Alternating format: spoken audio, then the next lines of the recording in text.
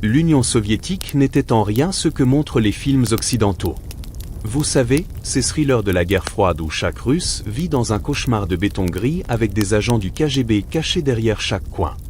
La réalité était bien plus étrange, à certains égards, bien pire.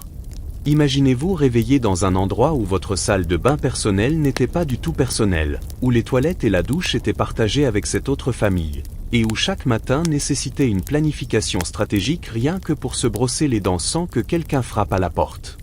Voilà la vie quotidienne de millions de citoyens soviétiques. Et pendant que vous êtes allongé dans votre lit doux avec votre salle de bain privée à quelques pas, laissez-moi vous peindre le tableau de ce que signifiait se réveiller de l'autre côté du rideau de fer. Félicitations! Vous venez de vous réveiller dans une commune soviétique à Leningrad, en 1953. Staline vient de mourir, mais son héritage est partout autour de vous. L'air de votre chambre est frais. Le chauffage central existe, mais il est irrégulier. Votre souffle forme de petits nuages dans l'air du matin. La fine couverture que vous avez empilée avec des manteaux pour plus de chaleur vous a laissé un léger mal de dos. Vos oreilles captent les sons avant que vos yeux ne s'ouvrent complètement. Le cliquetis des casseroles dans la cuisine commune. La dispute de quelqu'un sur qui a utilisé le dernier sucre. Une chasse d'eau qui coule dans d'anciennes canalisations qui gémissent comme si elles étaient torturées. Un bébé pleurant dans la chambre voisine. Les murs de ces vieux appartements pré-révolutionnaires sont épais, mais les portes sont fines et le son se propage de manière étrange. Vous faites partie des chanceux. Votre famille a une chambre à elle. Une chambre unique, pas un appartement d'environ 14 mètres carrés. Cette chambre est tout votre espace de vie. C'est là que vous dormez, mangez quand vous n'utilisez pas la cuisine commune, recevez des invités et stockez tout ce que vous possédez. L'intimité est un luxe qui n'existe tout simplement pas ici. Le concept semblerait presque bourgeois. Vous balancez vos jambes sur le côté du lit étroit qui sert de canapé le jour. Vos parents dorment sur le lit pliant sur le mur opposé. La petite table entre eux sera ensuite dégagée pour les repas. Vos vêtements sont suspendus à des crochets le long du mur. Pas de placard, pas de commode. L'espace est trop précieux pour être gaspillé avec de tels luxes. Il est temps d'affronter le défi du matin, la salle de bain. Dans une communalité avec 8 familles, le timing est crucial. Trop tôt et vous frissonnez dans le froid. Trop tard et vous faites la queue, risquant d'être en retard pour le travail ou l'école. L'emploi du temps non écrit que chacun suit à contre-cœur donne à chaque famille environ 15 minutes. Certains matins, ce n'est même pas assez de temps pour utiliser les toilettes, se rincer le visage et se brosser les dents. Vous prenez votre trousse de toilette, chacun garde ses affaires personnelles séparées, et votre serviette. Vous ouvrez la porte avec précaution pour éviter le grincement qui pourrait réveiller le bébé du voisin. Un voisin en colère est la dernière chose dont vous avez besoin sitôt le matin. Vous entrez dans le long couloir qui relie toutes les chambres. Ce couloir est sombre, éclairé par une unique ampoule jaune. Le parquet, autrefois élégant à l'époque pré-révolutionnaire lorsque c'était un appartement pour une famille aisée, est maintenant usé par des décennies de passage. Le papier peint se décolle par endroits, révélant des couches sous-jacentes comme des strates géologiques, chacune représentant une époque différente de l'histoire soviétique. La porte de la salle de bain est fermée. Mauvais signe. Vous faites la queue derrière Dimitri Petrovitch, le contremaître de l'usine qui habite dans la chambre près de l'entrée. Il vous fait un signe de tête, son visage encore gonflé de sommeil, sa barbe grise captant la faible lumière. « Nikolai est là-dedans », murmure-t-il, parlant de la veuve âgée qui semble prendre le plus de temps malgré le peu de cheveux à laver. « Ça fait déjà 10 minutes. » Vous soupirez et vous appuyez contre le mur. C'est normal. C'est la vie. La négociation quotidienne de l'espace partagé que chaque citoyen soviétique apprend dès l'enfance. En attendant, vous jetez un œil à l'emploi du temps du jour affiché près de l'entrée de la cuisine, un système informel pour gérer les créneaux de cuisine, surtout pour le dîner quand tout le monde essaie de cuisiner en même temps. La cuisine elle-même est un mélange étrange de privé et de public. Chaque famille a son propre étagère désignée dans le seul réfrigérateur, son propre placard pour les denrées sèches et souvent son propre brûleur. La seule cuisinière à gaz a été modifiée au fil des années pour accueillir plusieurs casseroles simultanément avec 4 ou 5 brûleurs de fiabilité variable. Certaines familles ont même installé leur propre brûleur pour éviter les conflits inévitables sur les horaires de cuisson. Enfin, la porte de la salle de bain s'ouvre. De la vapeur s'échappe alors que Nikolina en sort, ses cheveux fins enveloppés dans une serviette. Elle vous fait un signe bref en passant. Dimitri Petrovitch vous fait signe de passer. Son besoin est moins urgent que le vôtre. Une petite gentillesse dans un système où les petites gentillesses comptent énormément. La salle de bain est basique. Une baignoire tachée avec un pommeau de douche. Des toilettes avec une chaîne à tirer. Un lavabo fissuré. L'eau chaude est vraiment chaude ce matin. Un bon présage pour la journée à venir. Vous vous dépêchez dans votre routine, gardant un œil sur votre montre. 7 minutes. 8. Il faut laisser du temps aux autres. De retour dans la chambre de votre famille, votre mère est déjà debout, chauffant de l'eau sur le petit brûleur électrique qui n'est techniquement pas autorisé, mais que tout le monde utilise quand même. C'est du thé gras, la source de vie de tout deuil russe.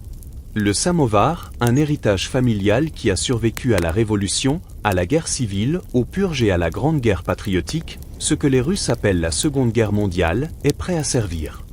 Dépêche-toi, dit-elle sans être méchante. Votre père est déjà allé à la file pour le pain. Cela fait partie de la chorégraphie quotidienne également. Votre père se lève avant l'aube 3 fois par semaine pour faire la queue à la boulangerie. Le pain frais est l'un des plaisirs fiables de la vie soviétique, et l'État le garde abordable. Mais il faut être prêt à attendre. Les jours qui lui sont assignés, votre père rapporte assez pour votre famille et pour les voisins du couloir. Et les jours alternés, Monsieur Knopf fait de même. Ces arrangements non officiels, ces systèmes d'entraide, sont la façon dont les gens survivent. Votre mère vous tend une tasse de thé noir fort et un bol de porridge de sarrasin aux noix de cajou sucrées avec une précieuse cuillerée de sucre. Vous mangez rapidement, debout pour gagner du temps. La routine est tellement ancrée que vous ne la remarquez presque plus.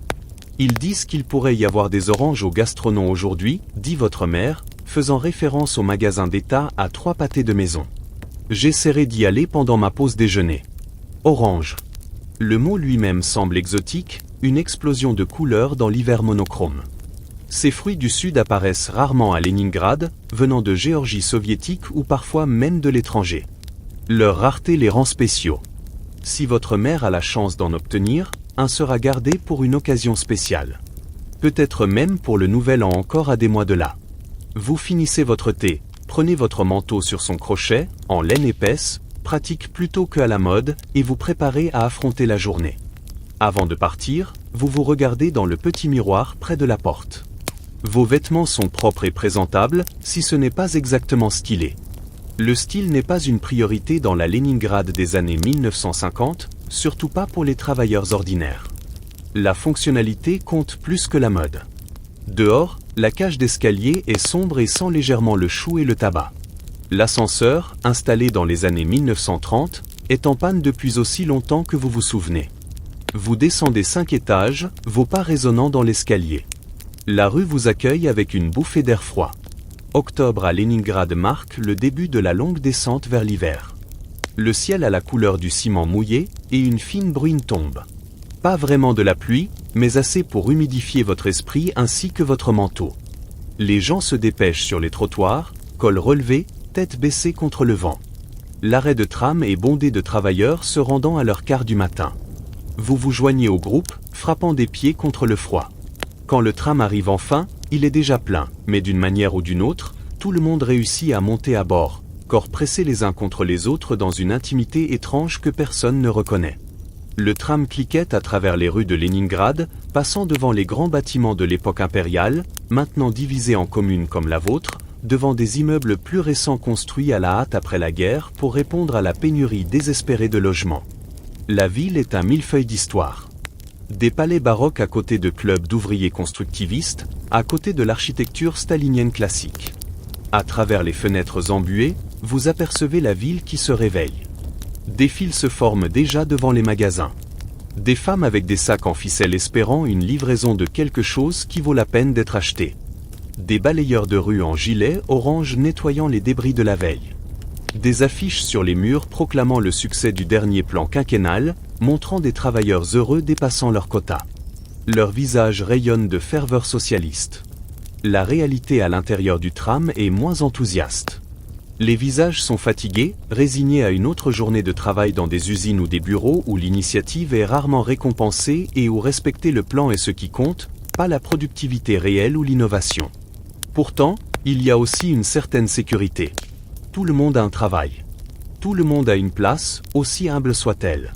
À votre arrêt, vous vous frayez un chemin vers la sortie, marmonnant « Excusez-moi, pardon » en marchant sur des pieds et en frottant des manteaux humides. Dehors à nouveau, vous rejoignez le flot de travailleurs se dirigeant vers les portes de l'usine. L'usine Kirov s'étend devant vous, un vaste complexe de bâtiments où des milliers de travailleurs produisent des machines pour l'État soviétique. Les cheminées libèrent des panaches dans le ciel gris et le son du métal sur métal crée une toile de fond industrielle constante. L'usine est une ville à elle seule avec ses propres rythmes et hiérarchies. À la grille, vous montrez vos papiers au gardien qui y jette à peine un coup d'œil. Après tout, il vous voit tous les jours. À l'intérieur, vous vous dirigez vers votre section, saluant vos collègues en chemin. Le vestiaire est humide de la chaleur corporelle des travailleurs en train d'enlever leurs vêtements de ville pour enfiler leurs habits de travail. La conversation est discrète, pratique. Qui a entendu parler d'une livraison de bottes d'hiver au grand magasin? Quel enfant est malade? Quelle section de l'usine pourrait dépasser son quota ce mois-ci, donnant un bonus à tout le monde? Votre casier contient vos vêtements de travail. Pantalons solides, chemises épaisses, équipements de protection pour votre poste spécifique. Vous vous changez rapidement. La journée de travail n'attend personne, et le retard peut entraîner des problèmes avec le contremaître, ou pire, attirer l'attention du représentant du parti qui surveille la discipline des travailleurs. Le sol de l'usine bourdonne déjà d'activité à votre arrivée à votre poste. Le bruit est immédiat et enveloppant. Les machines frappent, le métal crisse contre le métal. Les cris des chefs se font entendre au-dessus du tumulte. L'air est lourd de l'odeur de l'huile, du métal chaud et de la sueur de centaines de travailleurs. Votre travail est précis et répétitif, vous opérez un tour qui façonne des pièces métalliques pour tracteurs. Ces tracteurs iront dans les fermes collectives à travers l'Union soviétique, dans le cadre de l'effort incessant pour mécaniser l'agriculture et augmenter la production. Vous êtes fier de votre travail malgré la monotonie. Il y a quelque chose de satisfaisant à voir le métal brut transformé en une pièce utile, sachant que vos mains ont créé quelque chose qui aidera à nourrir le pays. La matinée passe au rythme familier du travail. Vos mains bougent presque sans réflexion consciente, la mémoire musculaire prend le relais. Votre esprit vagabonde souvent vers des rêves et des projets. Économiser pour une radio, peut-être obtenir un jour votre propre appartement via la liste de logements de l'usine, même si l'attente dure des années, ou voir votre nom sur le tableau des meilleurs travailleurs, gagnant un peu d'argent supplémentaire et du respect. Autour de vous, la grande machine de l'industrie soviétique continue de tourner. Les travailleurs à leur poste, chacun un rouage dans l'immense appareil de l'économie d'État. Quota à atteindre, plan à remplir. L'homme et la femme soviétiques construisent le socialisme par le travail. Mais la réalité est plus complexe que ce que suggèrent les affiches de propagande. Vous voyez comment les coins sont coupés lorsque les matériaux manquent, comment la qualité est sacrifiée pour la quantité à l'approche de la fin du mois et des quotas imminents. Comment les chiffres officiels rapportés vers le haut ne correspondent guère à ce qui est réellement produit. Vous voyez aussi les petites résistances, des travailleurs ralentissant quand les superviseurs ne regardent pas, économisant leur énergie, les plaisanteries chuchotées pendant les pauses, les moqueries subtiles du système auquel tout le monde dépend mais auquel peu croient encore entièrement. Les réseaux informels qui garantissent que vous pouvez obtenir les pièces nécessaires quand les canaux officiels échouent. C'est la double réalité de la vie soviétique dans les années 1950. L'histoire officielle du progrès socialiste avançant toujours, et l'expérience vécue des gens ordinaires naviguant à travers pénurie, bureaucratie et 1000 petites frustrations du quotidien. Vers la mi-matinée, la corne de l'usine retentit pour la première pause. 10 minutes pour s'étirer, pour une cigarette rapide pour ceux qui fument, pour échanger quelques mots avec les collègues. La cafétéria de l'usine est ouverte, servant du thé faible et des encas basiques. Certains travailleurs apportent leur propre nourriture de la maison, peut-être un sandwich ou du reste de porridge du petit déjeuner. Vous sortez un moment, reconnaissant pour l'air frais malgré la bruine. La cour de l'usine est en béton gris, mais au-delà des murs, vous pouvez voir la ville, plus loin, des aperçus de la mer Baltique. Même à travers la brume industrielle, Leningrad a une certaine beauté. La ville construite par Pierre le Grand comme fenêtre de la Russie sur l'ouest. La ville qui a survécu à 900 jours de siège nazi pendant la guerre. La corne retentit à nouveau. Fin de la pause. Retour aux machines. Retour au quota. Retour à la construction de l'avenir socialiste, un tracteur à la fois. La journée s'étire devant vous, prévisible dans ses exigences, mais pleine de petits drames humains qui se déroulent dans tout lieu de travail. Et alors que vous retournez à votre poste, ajustant vos lunettes de protection et vérifiant vos outils, vous faites partie de quelque chose de plus grand que vous, une vaste expérience visant à créer un type différent de société. Pour le meilleur ou pour le pire, le système soviétique a ses défauts profonds, ses répressions et ses pénuries, ses contradictions entre idéologie et réalité, mais il offre aussi une sécurité de base, un sentiment d'appartenance que beaucoup trouvent réconfortant dans un monde incertain. Le tour se remet à tourner, les copeaux de métal s'enroulant loin de la lame. Une autre pièce prend forme sous vos mains expérimentées. Un autre petit maillon de l'économie soviétique se met en place. Le quart du matin continue, chaque heure marquée par l'horloge de l'usine que tout le monde observe avec la même intensité. Le temps passe différemment ici, s'étirant pendant les longues heures de travail, puis accélérant soudainement à l'approche de la fin du quart. Il y a un rythme dans la vie d'usine, aussi prévisible que les saisons, mais jamais exactement le même. Jour après jour, vous travaillez régulièrement, l'esprit à moitié sur la tâche, à moitié ailleurs, sur la soirée à venir, sur la lettre reçue hier d'un cousin à Moscou, sur la rumeur selon laquelle l'usine pourrait dépasser son quota mensuel, ce qui signifierait une prime pour tous. Petites espérances et préoccupations, la texture de la vie ordinaire. Autour de vous, la grande symphonie industrielle joue sur les sons des machines, des voix humaines donnant des instructions ou des avertissements sur le métal, le bois et les matériaux de base de la production. C'est le son du socialisme en construction, du moins selon les slogans. La réalité, comme toujours, est plus compliquée, mais pour l'instant le travail continue, vous portant à travers la matinée vers ce que le reste de la journée pourra apporter. La corne de l'usine retentit, signalant le changement de quart. Nous sommes maintenant en 1962 et l'Union soviétique a évolué depuis la mort de Staline. Le tort de Khrouchtchev a apporté des changements subtils à la vie quotidienne. La peur qui imprégnait autrefois tout a diminué, bien qu'elle n'ait pas disparu entièrement.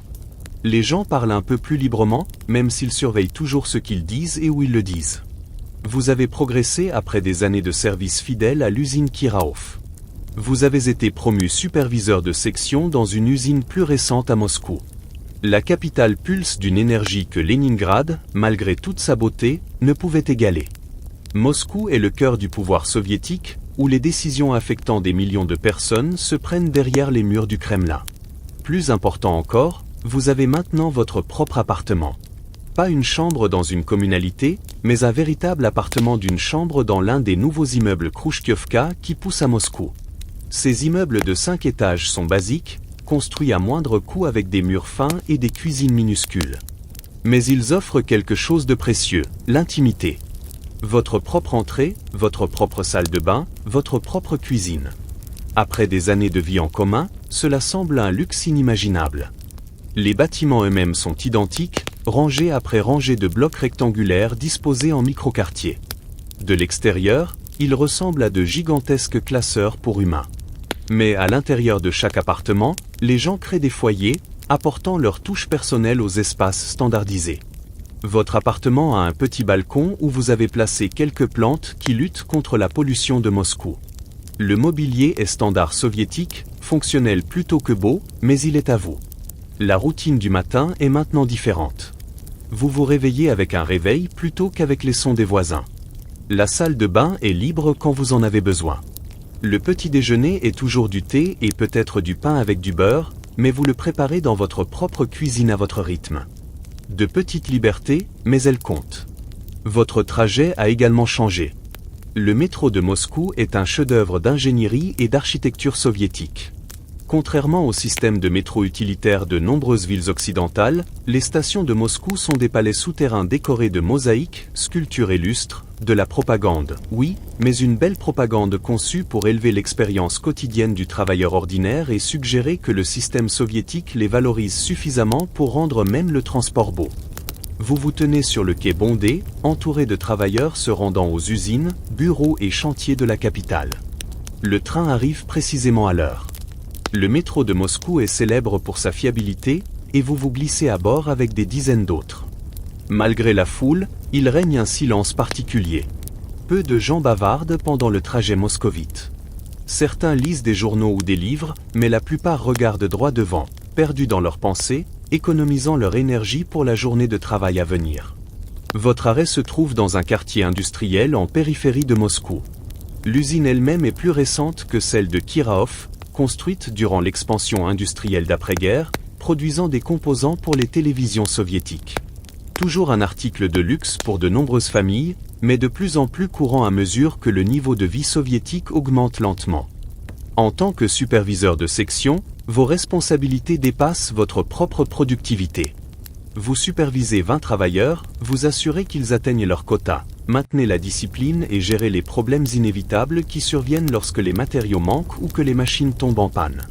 C'est une position délicate, prise entre les exigences de la direction et les réalités auxquelles font face les travailleurs sur le terrain. Vous arrivez tôt, comme toujours. Les bons superviseurs donnent l'exemple. Votre bureau n'est guère plus qu'un cubicle vitré au bord du sol de l'usine, mais il représente votre ascension dans le système. Sur le bureau se trouve une photo de votre famille, un téléphone connecté aux autres départements et des piles de documents, l'innombrable paperasse qui fait tourner les rouages de la bureaucratie soviétique. La réunion du matin avec les autres superviseurs est la première tâche. Le directeur de l'usine, le camarade Vulov, préside. C'est un homme du parti, assez compétent, mais qui doit sa position davantage à sa fiabilité politique qu'à son expertise technique. Son adjoint, l'ingénieur en chef Sakhalov, est celui qui comprend vraiment le fonctionnement des choses. Cette division entre autorité politique et savoir pratique est typique dans tout le système soviétique. Camarade, commence Vulov, je reviens d'une réunion au ministère. Les objectifs du plan pour le 3e trimestre ont été augmentés. Nous devons accroître la production de 12%. Un murmure parcourt la salle. 12% est considérable, surtout à mi-année lorsque les ressources ont déjà été allouées selon le plan initial. Où sommes-nous censés trouver les matériaux supplémentaires ? Demande Antonina Sagné, superviseur de la section assemblage. Elle est à l'usine depuis son ouverture et n'a pas peur de poser des questions difficiles. Volkov hausse légèrement les épaules. Le ministère nous assure que les augmentations d'approvisionnement suivront. En attendant, nous devons trouver des réserves dans nos allocations actuelles. Tout le monde sait ce que cela signifie. Les réserves sont un code pour couper les coins, pour improviser 1000 solutions qui permettent aux usines soviétiques de fonctionner malgré le système de planification rigide. C'est compris, mais jamais officiellement reconnu que remplir les objectifs nécessite souvent des solutions créatives qui ne suivent pas strictement les règles. La réunion se poursuit avec des mises à jour sur diverses questions. Un retard de livraison de composants de Serlovsk, une visite des responsables du parti la semaine prochaine, la prochaine compétition sportive de l'usine. Tout au long, il y a un sous-texte que tout le monde comprend. Les objectifs officiels et les réalités pratiques s'alignent rarement parfaitement et il faut naviguer prudemment entre les deux. Après la réunion, vous vous dirigez vers votre section pour saluer les travailleurs à leur arrivée.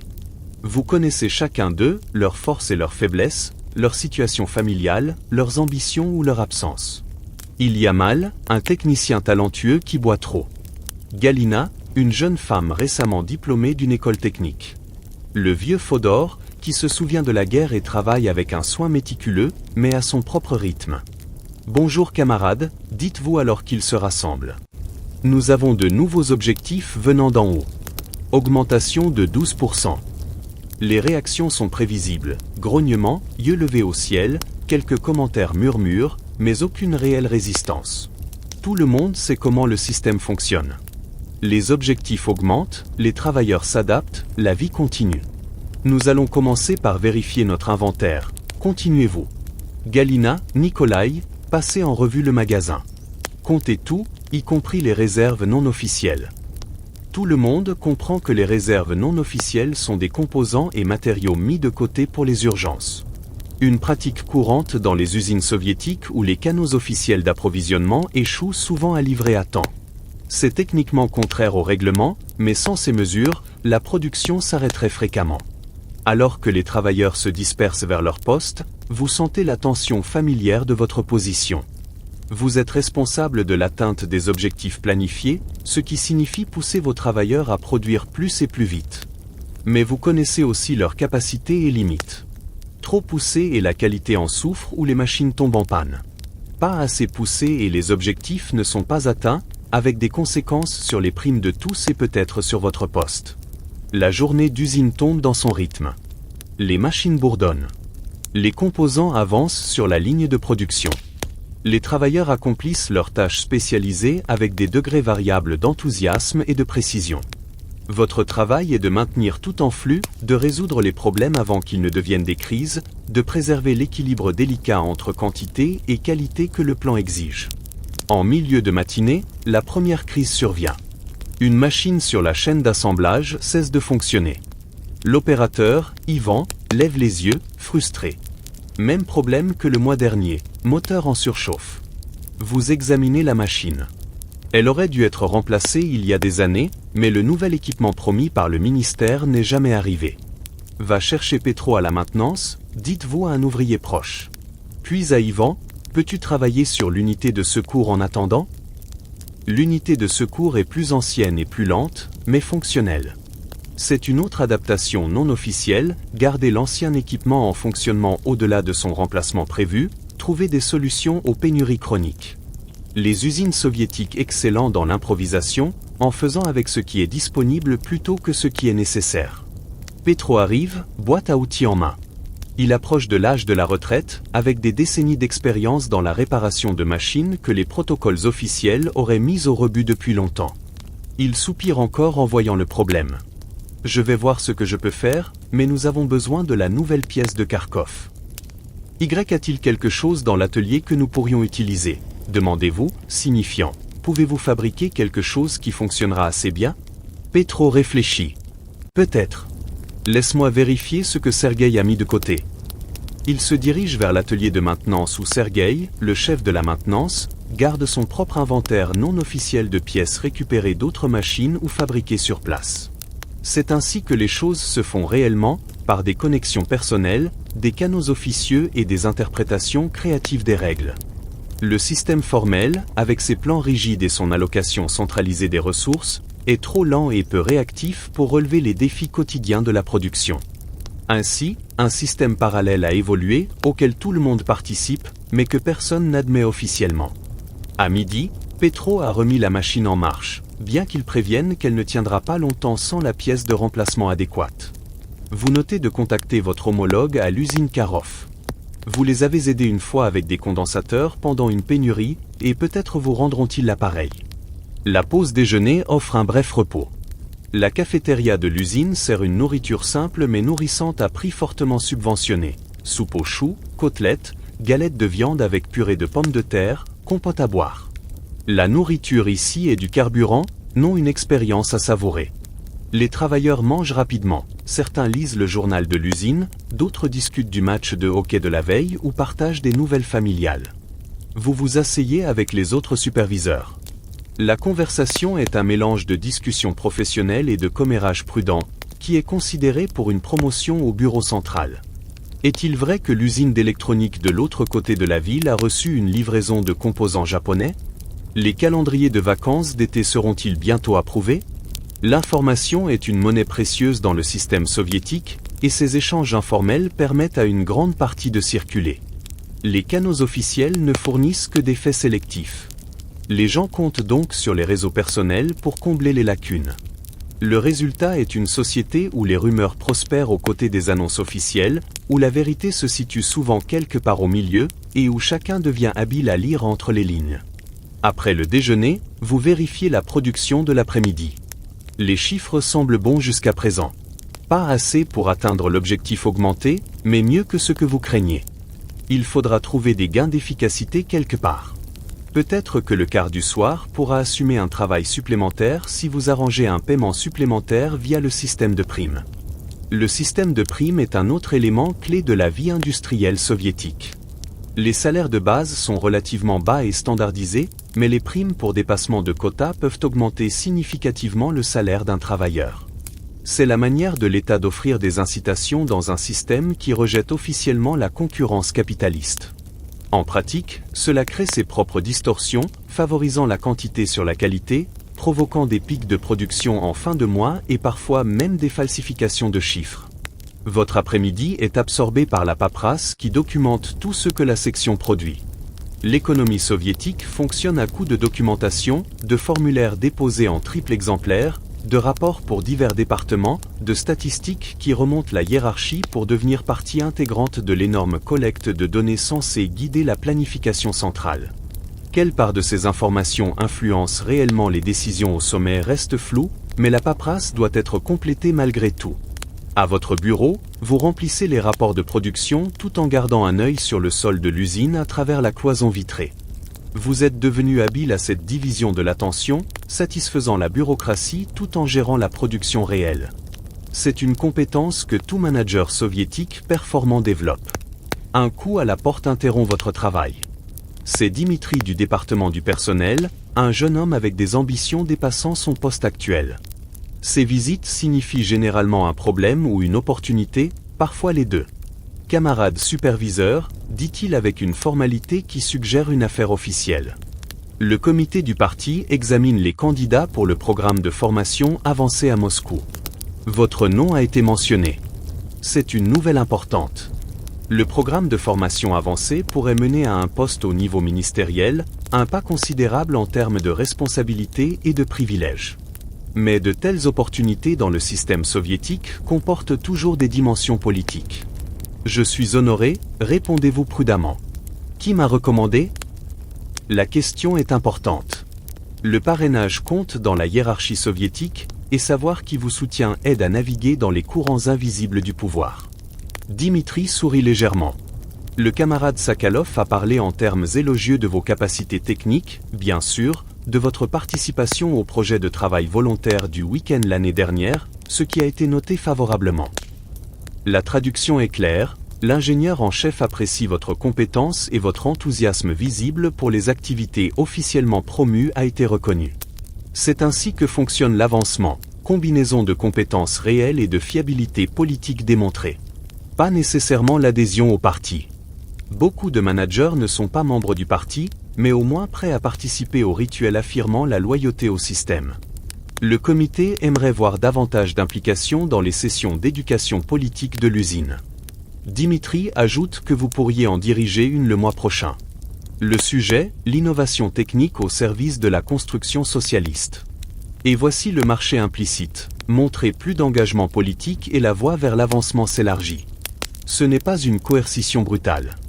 Vous pourriez refuser sans conséquence immédiate, mais les incitations sont claires. Je serais heureux de préparer quelque chose, dites-vous, sachant qu'une ou deux soirées de recherche et rédaction représentent un petit prix pour un avancement potentiel. Après le départ de Dimitri, vous retournez sur le plancher de production pour les dernières heures du quart. L'énergie de l'après-midi est différente, combinaison de fatigue et de pression pour compléter les quotas du jour. Les travailleurs se déplacent avec une efficacité rodée, leur corps connaissant les routines même si leur esprit vagabonde vers les plans du soir ou des préoccupations personnelles. Vous faites vos rondes, vérifiant la qualité, offrant encouragement ou correction selon les besoins, maintenant les liens humains qui permettent au travail de se dérouler sans accroc. Un mot de louange ici, une suggestion là, un avertissement discret à un travailleur dont l'attention faiblit. Ces micro-interactions sont aussi importantes que les procédures formelles pour maintenir la productivité. À l'approche de la fin du quart, l'activité s'accélère comme d'habitude. Personne ne veut laisser des tâches inachevées au quart du soir, en partie par fierté professionnelle et en partie parce que le travail incomplet se reflète mal sur les métriques de performance de la section. La dernière heure est marquée par un flot de tâches achevées, vérification de qualité et transmission. Enfin, la corne retentit, signalant la fin du quart de jour. Les travailleurs nettoient rapidement leur poste, point de discipline industrielle soviétique, avant de se diriger vers les vestiaires. Les travailleurs du quart du soir arrivent déjà, créant un bref chevauchement où l'information est échangée, les problèmes signalés, la continuité maintenue. Votre journée n'est pas tout à fait terminée. Il reste une dernière réunion avec les autres superviseurs pour passer en revue la production du jour et régler les éventuels problèmes avant demain. Mais en marchant vers le bâtiment administratif, vous ressentez ce glissement subtil entre votre identité professionnelle et votre identité privée. Bientôt, vous franchirez les grilles de l'usine, malgré les tentatives du système pour brouiller les frontières entre travail et vie personnelle, vous endosserez un autre rôle, voisin, membre de la famille, ami, individu. Cette séparation n'est pas totale dans la société soviétique, où l'identité professionnelle pèse lourd dans tous les aspects de la vie. Mais il existe malgré tout une distinction, un espace où les pensées privées et les relations personnelles existent à l'écart des rôles officiels. C'est dans cet espace, les appartements, les cuisines, les cercles d'amis de confiance, que se déroule une grande partie de ce qui donne du sens à la vie. Malgré les tentatives du système de collectiviser toute expérience, la soirée s'étend devant vous avec ses propres possibilités et contraintes. Peut-être un arrêt dans un magasin si une rumeur sur l'arrivée de marchandises se révèle vraie, une heure d'attente si nécessaire. Peut-être une visite chez un ami pour le thé et la conversation, ou une soirée tranquille à la maison avec un livre ou la radio. De petits plaisirs dans le cadre d'un système qui promet l'accomplissement collectif mais offre surtout des limitations collectives. En entrant dans la salle de réunion, vous gardez à l'esprit cet écart entre les récits officiels et l'expérience vécue, entre les promesses socialistes et les compromis quotidiens, entre le citoyen soviétique idéal représenté sur les affiches et les personnes réelles qui naviguent dans un système complexe avec un mélange de conformité, de résistance et de simple persévérance. C'est dans cet écart que se déploie la véritable histoire de la vie soviétique. Jour après jour ordinaire, le soleil du matin filtre à travers des rideaux blancs dans un appartement moscovite. Nous sommes maintenant en 1968 et le monde change. À Paris, les étudiants se révoltent. En Amérique, les protestations contre la guerre du Vietnam s'intensifient. Et ici, en Union soviétique, une nouvelle génération arrive à l'âge adulte, une génération qui n'a aucun souvenir personnel de la terreur stalinienne ni des épreuves de la Seconde Guerre mondiale. Le réveil sonne et Natacha, 13 ans, tend la main pour l'éteindre. Contrairement à la génération de ses parents, Natacha n'a jamais connu la vie en communauté. Elle a grandi dans ce petit appartement privé, avec sa propre petite chambre qui fait aussi office de bureau. La pièce contient un lit étroit, un bureau et des étagères remplies de livres soigneusement choisis, allant des histoires pour enfants soviétiques approuvées aux traductions de Jules Verne et Jack London, qui font découvrir aux jeunes citoyens soviétiques des mondes étrangers dans des formats politiquement acceptables. Sur son bureau repose un devoir de grammaire russe presque terminé. L'éducation est une affaire sérieuse en Union soviétique et les enfants l'apprennent très tôt. L'État investit massivement dans l'enseignement, avec un programme rigoureux axé sur les mathématiques, les sciences et la langue russe. Les langues étrangères sont également enseignées, souvent l'allemand ou l'anglais, mais l'accent est mis sur la lecture de littérature technique plutôt que sur la conversation. L'uniforme scolaire de Natacha est prêt, accroché au dos de la porte. Une robe marron avec un tablier noir pour les jours ordinaires, un tablier blanc pour les occasions spéciales. Autour de son cou, elle portera le foulard rouge qui la désigne comme pionnière. Presque tous les enfants soviétiques âgés de 9 à 14 ans sont pionniers, membres de l'organisation des pionniers Vladimir Lénine de toute l'Union. Ce n'est pas techniquement obligatoire, mais la non-participation soulèverait des questions sur l'engagement idéologique d'une famille et pourrait limiter les opportunités futures d'un enfant. Le foulard de pionnier est plus qu'un simple vêtement. C'est un symbole d'appartenance au collectif, de participation à la culture officielle de la jeunesse que l'État soviétique a soigneusement construite. Natacha le noue avec une aisance acquise par l'habitude, un geste aussi familier que se brosser les dents ou se tresser les cheveux. Dans la cuisine, sa mère prépare déjà le petit déjeuner. Encore du kasha, la bouillie omniprésente qui constitue la base de nombreux repas soviétiques, accompagnés de pain noir et de thé. Son père est assis à table, lisant la Pravda, le journal officiel du parti. La radio diffuse doucement en arrière-plan le programme d'exercices matinaux, suivi des informations mettant en avant les réussites industrielles et l'amitié entre les pays socialistes. « Dépêche-toi, Natacha, dit sa mère, tu as une réunion des pionniers avant les cours aujourd'hui. » Les réunions de pionniers font partie intégrante de la vie scolaire, des séances où les enfants participent à des activités organisées destinées à inculquer les valeurs soviétiques. Ils chantent des chansons patriotiques, discutent des réalisations de Lénine et du parti, planifient des projets de service communautaire et se préparent à diverses compétitions entre unités de pionniers. Ces activités ne sont pas perçues comme de l'endoctrinement, mais comme une éducation civique appropriée, enseignant aux enfants leur rôle dans le collectif et leur responsabilité de contribuer à la société. Natacha mange rapidement, rassemble ses affaires scolaires et sort. L'école se trouve à distance de marche, l'un des avantages de l'urbanisme soviétique, où les microdistricts sont conçus avec écoles, magasins et autres services regroupés à proximité des immeubles résidentiels. Le matin est vif, l'automne peint les arbres des parcs moscovites de touches d'or et de rouge. D'autres enfants en uniformes identiques convergent vers l'école depuis les immeubles environnants, formant des flux marrons et blancs se dirigeant vers l'imposant bâtiment orné d'une statue de Lénine à l'entrée. À l'intérieur, Natacha rejoint sa troupe de pionniers dans la salle d'assemblée. 30 enfants se tiennent en formation, les foulards brillants sur leurs uniformes.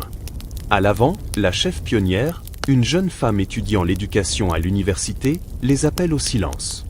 La cérémonie commence par la levée du drapeau soviétique et le serment des pionniers. Moi, jeune pionnière de l'Union soviétique, en présence de mes camarades, promets solennellement d'aimer passionnément ma patrie soviétique, de vivre, d'étudier et de lutter selon les lois des pionniers de l'Union soviétique, conformément aux enseignements du grand Lénine. Les mots sont familiers, répétés si souvent qu'ils deviennent presque automatiques. Pourtant, il y a quelque chose de saisissant dans ces 30 jeunes voix qui s'expriment à l'unisson, affirmant leur place dans le grand projet soviétique. L'expérience collective est puissante, créant des liens entre enfants qui grandiront ensemble, étudieront ensemble et travailleront un jour ensemble dans différents secteurs de l'économie soviétique. Après la cérémonie, les cours réguliers commencent. La journée scolaire soviétique est structurée et intensive, débutant généralement à 8h30 et se poursuivant jusqu'au milieu de l'après-midi, 6 jours par semaine. Les matières sont enseignées en période de 45 minutes avec de courtes pauses entre elles. Le programme est standardisé à travers le pays. Un enfant à Moscou apprend exactement la même chose qu'un enfant à Vladivostok ou à Tachkent, suivant les mêmes manuels et plans de cours. Le premier cours de Natacha est les mathématiques, enseigné par une femme stricte dont le dévouement à la matière n'a d'égal que son intolérance à la négligence. L'enseignement soviétique met l'accent sur les mathématiques et les sciences, domaine où le pays concurrence à l'international et qui forme la base des carrières techniques et d'ingénierie nécessaires à l'économie planifiée. Le style pédagogique est traditionnel. La maîtresse explique les concepts au tableau, les élèves prennent des notes, font des exercices et sont appelés à l'avant pour démontrer leur compréhension. L'apprentissage et la mémorisation jouent un rôle important, surtout dans des matières comme l'histoire, où l'interprétation officielle des événements doit être absorbée avec précision. Mais il existe également une véritable rigueur intellectuelle, particulièrement en mathématiques et en sciences. À la fin de leurs études secondaires, les élèves soviétiques ont généralement étudié l'algèbre, la géométrie, la trigonométrie, le calcul, la physique, la chimie et la biologie à un niveau souvent supérieur à celui exigé par les universités occidentales. Après les mathématiques, vient la littérature russe, autre pilier de l'éducation soviétique. Les élèves étudient en profondeur les classiques russes, dont les interprétations sont filtrées par l'idéologie soviétique. Pouchkine, Tolstoï et Tchekhov sont présentés non seulement comme de grands écrivains, mais aussi comme des critiques de l'ordre pré-révolutionnaire et précurseurs de la conscience soviétique. À midi, les élèves déjeunent à la cantine scolaire. Un repas simple de soupe, côteletis, galettes de viande, compote de fruits, subventionné par l'État afin que tous les enfants reçoivent une nutrition adéquate, quelles que soient les circonstances familiales. L'égalité à la cantine, comme l'uniformité vestimentaire, renforce le caractère collectif de l'éducation soviétique. Les cours de l'après-midi incluent l'histoire, enseignée strictement selon les principes marxistes-léninistes avec un accent sur la lutte des classes et le progrès inévitable vers le socialisme, et l'éducation physique, où la condition physique de base est complétée par un entraînement prémilitaire, surtout pour les garçons. Le système soviétique considère le développement physique comme inséparable de la croissance intellectuelle, préparant les enfants à être à la fois des travailleurs productifs, si nécessaire, des défenseurs de la patrie socialiste. Après l'école, Natacha ne rentre pas immédiatement chez elle. Comme beaucoup d'enfants soviétiques, sa journée comprend des activités extrascolaires organisées par l'école ou les pionniers. Aujourd'hui, c'est la répétition du chœur, préparant des chants patriotiques pour la prochaine célébration de la Révolution d'octobre. D'autres jours peuvent inclure le sport, le club d'échecs, des cercles techniques où les enfants apprennent des compétences d'ingénierie de base ou diverses formes de services communautaires. Ces activités remplissent plusieurs objectifs. Elles offrent un environnement sûr et supervisé pour les enfants de parents travailleurs, développent des talents utiles à l'État et socialisent davantage les enfants aux valeurs et comportements collectifs soviétiques. Elles sont également réellement agréables pour beaucoup d'enfants, offrant l'occasion de se faire des amis et de développer des centres d'intérêt au-delà du programme scolaire. La soirée tombe tôt en automne à Moscou. Lorsque Natacha rentre à la maison, Les lampadaires sont déjà allumés dans le crépuscule naissant. Ses parents ne seront pas de retour avant 1 heure, tous deux travaillant à temps plein comme presque tous les adultes soviétiques. L'appartement est vide, mais Natacha porte sa clé autour du cou. Encore un marqueur de l'enfance soviétique, où la responsabilité individuelle commence tôt. Elle se prépare un encas simple et s'installe à son bureau pour faire ses devoirs. La quantité est importante. L'éducation soviétique exige un travail conséquent en dehors des heures de classe. Les devoirs du soir incluent des problèmes de mathématiques, la mémorisation d'un poème de Pouchkine et la préparation d'un prochain contrôle de géographie sur les ressources industrielles des républiques soviétiques. Vers 19 heures, ses parents rentrent du travail, fatigués mais portant un petit trésor, des oranges, une rare friandise obtenue grâce à la distribution via le lieu de travail du père. De tels systèmes parallèles d'allocation, où les biens sont distribués par les lieux de travail plutôt que par les magasins, compensent les pénuries chroniques dans le commerce de détail. Le dîner est simple mais copieux, soupe aux choux, sarrasin avec une petite portion de viande, pain noir et thé. La famille mange ensemble, discutant de leur journée. Le père de Natacha s'enquiert de l'école, sa mère lui rappelle les vêtements d'hiver à raccommoder. La radio joue doucement en arrière-plan, diffusant maintenant de la musique classique plutôt que des informations.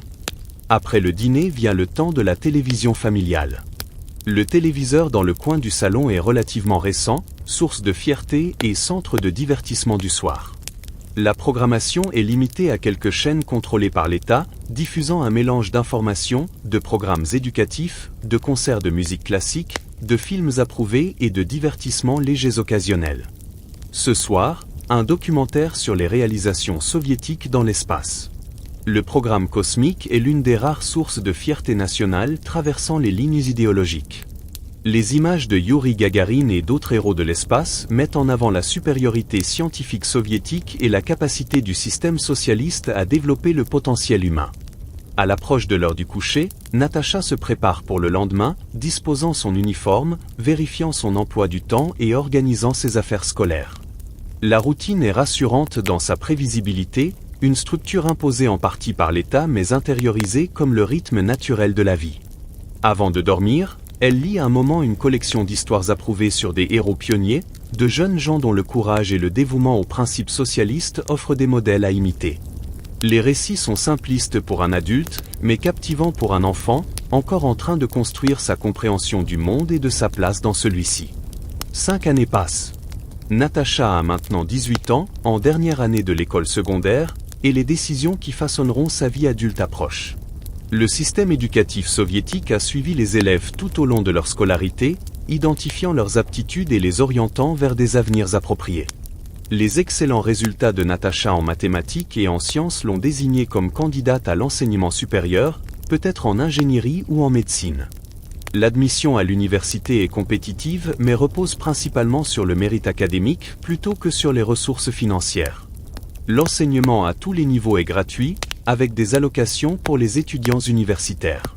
Cependant, le nombre de places dans chaque filière est soigneusement planifié selon les besoins projetés par l'État pour divers spécialistes. Les préférences personnelles sont prises en compte, mais subordonnées aux exigences économiques. Le COM, l'Union communiste de la jeunesse, que la plupart des jeunes soviétiques rejoignent à 14 ans après avoir quitté les pionniers, joue un rôle important dans cette période de transition. L'adhésion est même plus importante que la participation aux pionniers, car elle fait partie du dossier permanent de l'individu et peut influencer considérablement ses futures opportunités. Les recommandations des comités influencent les admissions universitaires et les affectations professionnelles, créant de forts incitatifs à une participation active et à un engagement idéologique démontré. Natacha assiste à une réunion comme à l'école où sont discutées les options universitaires. La salle est plus calme que lors des rassemblements des pionniers. Ce sont maintenant de jeunes adultes, plus conscients des contraintes du système tout en participant à ces rituels. Le responsable comme un étudiant universitaire remplissant son obligation d'activisme social, présente des informations sur les différentes institutions et le processus de candidature. L'ingénierie est particulièrement demandée dans le plan quinquennal en cours, explique-t-il, notamment dans les domaines de l'électronique et de l'automatisation. L'Institut de physique et d'ingénierie de Moscou recherche des candidats qualifiés, et les membres comme ayant de bons dossiers académiques recevront une considération prioritaire. Le message est clair, les talents individuels doivent s'aligner sur les priorités de l'État. Pourtant, il existe aussi de véritables opportunités. Une fille issue de la classe ouvrière comme Natacha peut aspirer à devenir ingénieur, médecin ou scientifique, des voies qui seraient financièrement impossibles dans de nombreux pays occidentaux. Le système a ses limites et exige la conformité, mais il offre aussi certaines formes de mobilité et de sécurité. Après la réunion, Natacha rentre chez elle avec son amie Olga. Leur conversation révèle la réalité complexe de la jeunesse soviétique au début des années 1970, un mélange de participation officielle et de scepticisme privé. « Vas-tu vraiment postuler en ingénierie ?» demande Olga. « Je pensais que tu voulais étudier les langues », répond Natacha en haussant les épaules. Les diplômés en ingénierie obtiennent de meilleurs logements, et mon père dit qu'il y aura plus de possibilités d'avancement. Mon cousin Sergueï connaît quelqu'un qui a des disques des Beatles. Olga change de sujet, baissant un peu la voix. Vrai, pas des copies. Il nous a invités à écouter samedi. C'est la double conscience que beaucoup de jeunes soviétiques développent, une conformité extérieure aux attentes officielles, accompagnée d'explorations privées d'alternatives, en particulier les influences culturelles occidentales qui franchissent le rideau de fer malgré les restrictions officielles. Les Beatles, les Blue Jeans, les films américains visionnés lors de réunions privées deviennent des symboles d'un autre type de vie, aperçus imparfaitement à travers les filtres de l'isolement soviétique.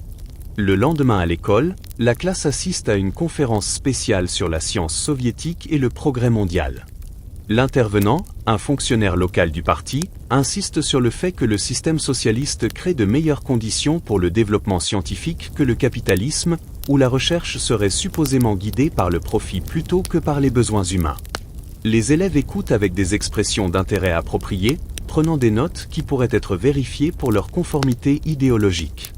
Dans le couloir après la conférence, de brèves remarques s'échangent. « Mon oncle travaille à l'institut de recherche », murmure un garçon. Il dit qu'ils ont 5 ans de retard sur les Américains en technologie informatique. Ces évaluations privées, partagées seulement avec des amis de confiance, créent un écosystème d'information parallèle aux annonces officielles. La plupart des jeunes deviennent habiles à naviguer entre ces mondes, sachant quand montrer de l'enthousiasme pour les réalisations soviétiques et quand il est sûr d'en reconnaître les limites. Pour la plupart, cela n'est pas vécu comme une hypocrisie douloureuse, mais comme une adaptation pratique à la réalité. Ils apprécient véritablement certains aspects de la vie soviétique, la sécurité, la communauté, les idéaux d'égalité et de bien-être collectif, tout en reconnaissant les échecs du système à tenir toutes ses promesses. Peu envisagent de renverser le système. Ils créent simplement des espaces à l'intérieur de celui-ci où les vérités privées peuvent exister aux côtés des performances publiques. Dans la bibliothèque de l'école, Natacha recherche des options universitaires. Les livres sont bien fournis et complets, couvrant diverses institutions et filières d'études. La bibliothécaire, une femme plus âgée qui travaille à l'école depuis des décennies, offre des conseils basés sur sa connaissance des générations d'élèves qui sont passés par là. Le Polytechnique dispose d'un excellent programme en génie électrique. Elle suggère que plusieurs de nos diplômés s'y sont bien illustrés, et les dortoirs sont plus récents que dans certaines autres institutions. Ces considérations pratiques, la qualité du logement, la réputation des professeurs, la disponibilité des bourses, influencent les choix éducatifs autant que les intérêts académiques. Le système soviétique promet un enseignement fondé sur le mérite, mais naviguer dans sa réalité exige une connaissance de ses hiérarchies et réseaux officieux. Au fil de l'année scolaire, Natacha et ses camarades se préparent aux examens finaux et à la transition vers la vie adulte. Pour certains, cela signifiera des études universitaires. Pour d'autres, des écoles techniques offrant une formation plus spécialisée. Et pour d'autres encore, une entrée immédiate dans le monde du travail. Tous savent que leurs performances actuelles influenceront significativement leur avenir au sein du système. L'avenir s'étend devant eux, prévisible dans ses grandes lignes, mais avec des variations possibles à l'intérieur de ces structures. Ils deviendront ingénieurs, médecins, enseignants, ouvriers d'usine, employés de bureau, contribuant à l'économie socialiste dans les rôles qui leur sont assignés.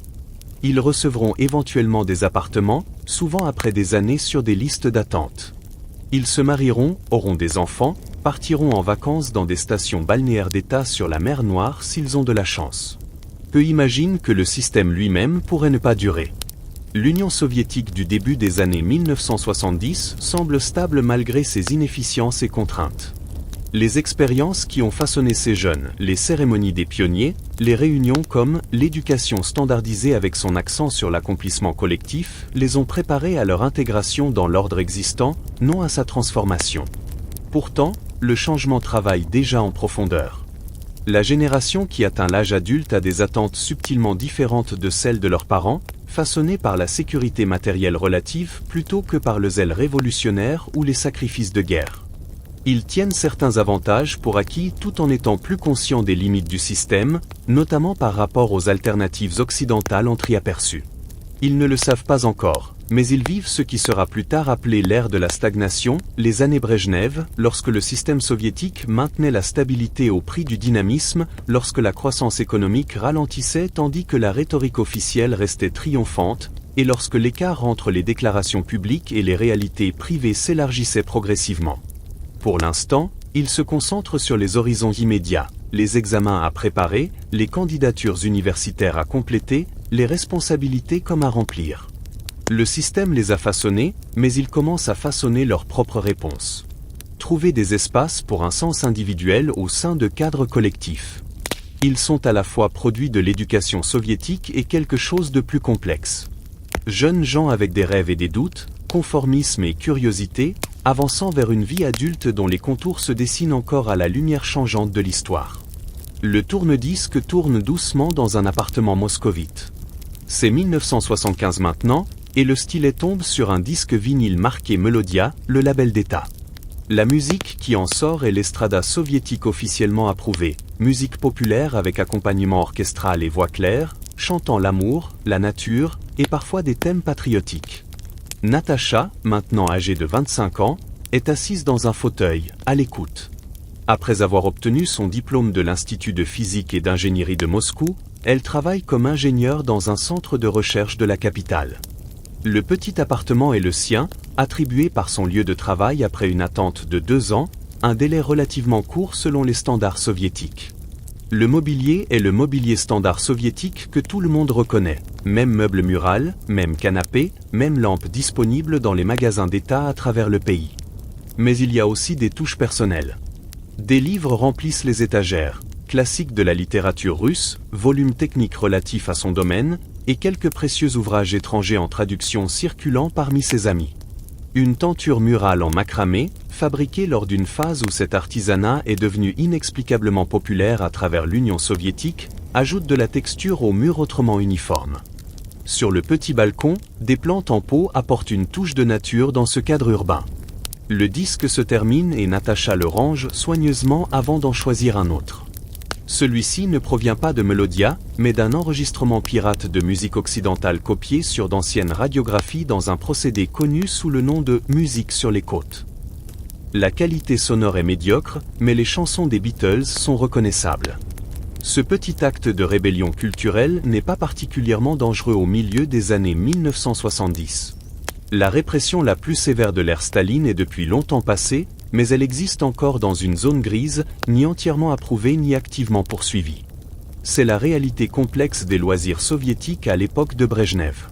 Un mélange de divertissement fourni par l'État, de créativité personnelle dans des cadres approuvés et d'exploration discrète d'alternatives qui repoussent les limites officielles sans les contester directement. Le téléphone sonne, interrompant la musique. C'est Olga, l'amie de Natacha depuis l'école, maintenant médecin dans une clinique de Moscou. « Tu viens toujours au cinéma ce soir ?» demande-t-elle. Il passe astérisque le soleil blanc du désert astérisque au cosmos. Le cinéma soviétique offre l'une des formes de divertissement les plus sophistiquées accessibles aux citoyens ordinaires. Bien qu'étroitement censurés et contraints par l'idéologie, des réalisateurs et acteurs talentueux parviennent encore à créer des œuvres de véritable mérite artistique. Certains, comme Astérisque le soleil blanc du désert astérisque, deviennent des classiques adorés, regardés à plusieurs reprises par des spectateurs connaissant les dialogues par cœur. Le film, un eastern, équivalent soviétique du western, se déroule en Asie centrale pendant la guerre civile, mêlant aventure, comédie et thèmes patriotiques dans un ensemble à la fois divertissant et idéologiquement acceptable. Sorti en 1970, il est déjà devenu un repère culturel, les cosmonautes le regardant traditionnellement avant les lancements spatiaux pour porter chance. Bien sûr, répond Natacha. On se retrouve au métro à 18h ?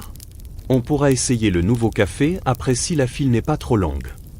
L'émergence des cafés représente une petite mais significative expansion des options de loisirs dans les villes soviétiques à cette époque. Bien qu'ils ne puissent rivaliser avec les établissements occidentaux en variété ou en ambiance, ils offrent des espaces pour socialiser en dehors du domicile ou du lieu de travail, servant des plats simples et des boissons non alcoolisées dans des cadres modestement attrayants. Le trajet en métro vers le cinéma traverse des stations qui restent l'une des véritables merveilles des travaux publics soviétiques.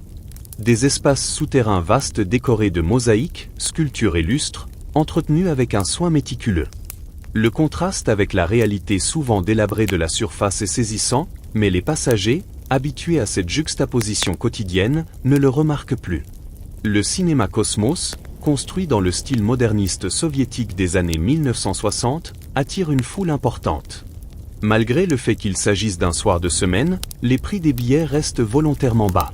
La culture est considérée comme un bien public devant être accessible à tous, et non comme un produit commercial. À l'intérieur, avant le film, passent des actualités filmées, une pratique standard dans les projections soviétiques. Elles présentent des événements actuels soigneusement sélectionnés, mettant en avant les réalisations industrielles, les relations fraternelles avec les pays socialistes et le contraste entre la vie pacifique soviétique et le prétendu chaos et l'exploitation du monde capitaliste. Le public regarde avec l'attention polie réservée aux communications officielles, sans y croire totalement ni les remettre ouvertement en question.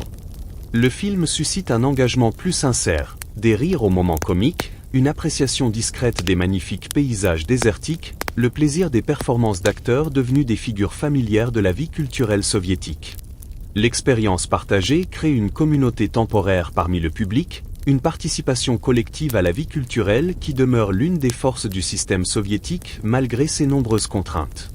Après la séance, Natacha et Olga se rendent au café, poursuivant leur conversation sur le film, oscillant facilement entre appréciation esthétique et critique modérée, cette dernière restant dans des limites sûres par un accord tacite mutuel. Même dans la détente relative de l'ère Brejnev, certains sujets restent sensibles et les citoyens soviétiques développent un sens intuitif des limites à ne pas franchir. Le café est modérément rempli mais pas complet. Elle trouve une table et commande café et pâtisserie. La qualité est médiocre selon les standards internationaux, mais ce n'est pas le point. Le cadre offre un espace de conversation, de lien, un petit plaisir dans le rythme du travail et des responsabilités domestiques. Leur discussion passe du film aux amis communs, aux situations au travail, et finalement aux prochaines vacances d'Olga sur la côte de la mer Noire. Il s'agit là d'un autre aspect standard de la vie soviétique. Les vacances annuelles dans des stations subventionnées, connues sous le nom de sanatoria, sont attribuées par les lieux de travail ou les syndicats. Ces vacances combinent repos, soins médicaux et activités structurées dans un ensemble reflétant l'approche soviétique des loisirs, à la fois agréable et formatif. Cette année, j'ai été affecté à Sotchi, explique Olga, 2 semaines en août. Le directeur de la clinique a dit que c'était une récompense pour avoir dépassé nos objectifs de soins préventifs. Ces allocations, putovki ou bons de vacances, sont distribuées via les lieux de travail selon un mélange de mérites, de besoins et parfois de relations. Les meilleures stations sont très recherchées, en particulier celle de la côte de la mer Noire, avec son climat relativement chaud et ses plages, une denrée précieuse dans un pays où une grande partie du territoire connaît des hivers rigoureux. Tu as de la chance, répond Natacha. J'attends encore des nouvelles de ma demande. L'année dernière, j'avais fini dans un sanatorium près de Moscou car toutes les places du Sud étaient prises. Voilà la réalité de l'expérience de consommation soviétique. Un système d'attribution plutôt que de pouvoir d'achat, où l'accès aux biens et services dépend de la position, des relations et parfois de la simple chance. L'argent compte moins que dans les économies capitalistes, mais d'autres formes de capital, relations sociales, statut professionnel, appartenance au parti deviennent des monnaies cruciales. En quittant le café, le ciel du soir est encore clair. L'été moscovite apporte de longues journées qui s'étendent jusqu'à minuit. Elle marche un moment dans le centre-ville, passant devant les grands bâtiments abritant ministères et institutions culturelles, traversant des places prévues pour les rassemblements et manifestations publiques. Mon frère a eu des billets pour le concert de Vysotsky le mois prochain, mentionne Olga en baissant légèrement la voix malgré l'ouverture relative du sujet. Il a fait la queue pendant 6 heures. Vladimir Vysotsky occupe une position unique dans la vie culturelle soviétique des années 1970, immensément populaire pour ses chansons interprétées avec sa voix rauque, qui repousse les contraintes officielles sans devenir dissidente. Ses concerts affichent toujours complets. Ses disques, presque impossibles à trouver par les circuits officiels, circulent largement via des enregistrements non officiels. Cette culture parallèle, ni totalement approuvée ni entièrement interdite, crée des espaces où les citoyens soviétiques peuvent expérimenter des alternatives aux récits officiels sans défier directement le système. Les autorités tolèrent ces zones grises comme soupapes de sécurité, reconnaissant que la suppression complète pourrait créer des tensions plus dangereuses. Le week-end apporte différents rythmes de loisirs. Le samedi reste une journée de travail dans l'Union soviétique de 1975, bien que l'on discute d'un passage éventuel à la semaine de 5 jours. Le dimanche, cependant, offre du temps libre pour des activités au-delà de la routine régulière. Pour de nombreuses familles soviétiques, le dimanche se concentre sur les tâches domestiques, courses pour la semaine, ménage, réparation et préparation des repas. Les services aux consommateurs sont limités, et l'approche « faire soi-même » est une nécessité plutôt qu'un choix de style de vie. Les appartements soviétiques sont constamment entretenus, améliorés et adaptés par leurs occupants, qui développent des compétences impressionnantes pour pallier les pénuries de matériaux et d'outils. Mais le dimanche offre aussi des occasions de loisirs. En été, beaucoup d'urbains se rendent dans les forêts ou au bord des rivières pour pique-niquer, se baigner et cueillir des champignons, des activités gratuites qui permettent un contact avec la nature. Les parcs publics proposent des programmes culturels, des concerts et de simples amusements. Les installations sportives, basiques mais fonctionnelles, offrent des occasions d'activités physiques jugées essentielles au développement socialiste harmonieux. Les loisirs divers s'adaptent au climat rigoureux. Patinage sur glace dans les parcs, ski de fond dans les forêts environnantes ou simple promenade dans les paysages enneigés, emmitouflés contre le froid. Les activités en intérieur se multiplient. Tournois d'échecs, spectacles théâtraux amateurs, conférences dans les clubs d'ouvriers ou centres culturels. Ce dimanche, Natacha rend visite à ses parents dans leur appartement de l'autre côté de la ville. Le rassemblement familial est un pilier des loisirs soviétiques, maintenant des liens qui offrent à la fois soutien émotionnel et assistance pratique pour naviguer dans les défis du système. Les conversations autour de la table de la cuisine durent souvent des heures, allant des affaires personnelles aux observations politiques soigneusement exprimées, le tout dans la sphère privée où une plus grande honnêteté est possible. Sa mère a préparé un repas spécial à partir d'ingrédients obtenus par différents canaux, certains provenant des magasins ordinaires, d'autres du marché paysan où les ouvriers de la ferme collective peuvent vendre le surplus à des prix plus élevés, et quelques produits précieux provenant de la distribution au travail, qui complètent le système de vente au détail classique. « Regarde ce que le collègue de ton père a rapporté d'Allemagne de l'Est », dit sa mère, montrant fièrement un paquet de café, un produit de luxe dans le contexte soviétique où le café instantané est la norme, et même celui-ci est souvent rare. Le repas se déroule à un rythme tranquille, accompagné de conversations passant des nouvelles familiales aux histoires de travail, et à la discussion d'un programme télévisé vu la veille. La télévision soviétique offre un nombre limité de chaînes et de programmes, mais certains deviennent des événements nationaux, regardés par une grande partie de la population et fournissant des références culturelles communes. « As-tu vu Astérisque 17 moments du printemps Astérisque ?» demande son père, en référence à une populaire série d'espionnage se déroulant pendant la Seconde Guerre mondiale. Tout le bureau de conception avait arrêté de travailler pour parler du dernier épisode. Ces expériences culturelles partagées créent des liens à travers la société soviétique, reliant les différences d'éducation, de lieux de résidence et de profession. Malgré les nombreuses divisions et hiérarchies du système, il existe un langage culturel commun que la plupart des citoyens comprennent et auquel ils participent. Après le repas, ils écoutent un programme radiophonique de musique classique, un autre domaine où la provision culturelle soviétique excelle. L'accent mis par l'État sur la haute culture signifie que la musique classique, le ballet et le théâtre reçoivent un soutien important, avec des représentations accessibles aux citoyens ordinaires grâce à des billets subventionnés et des diffusions régulières. Le soir ramène Natacha à son appartement pour se préparer à la semaine de travail à venir.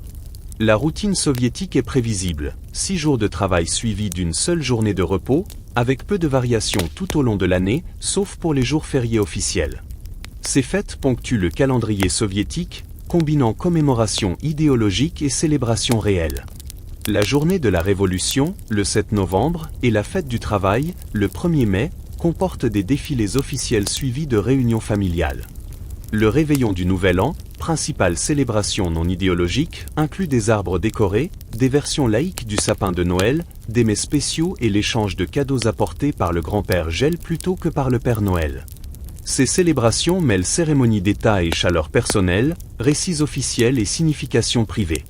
Un autre exemple de la manière dont les citoyens soviétiques créent des espaces de liens authentiques au sein des cadres idéologiques. La semaine de travail recommence lundi avec ses rythmes familiers de trajet en métro, d'interaction au travail et de retour en soirée dans les espaces privés.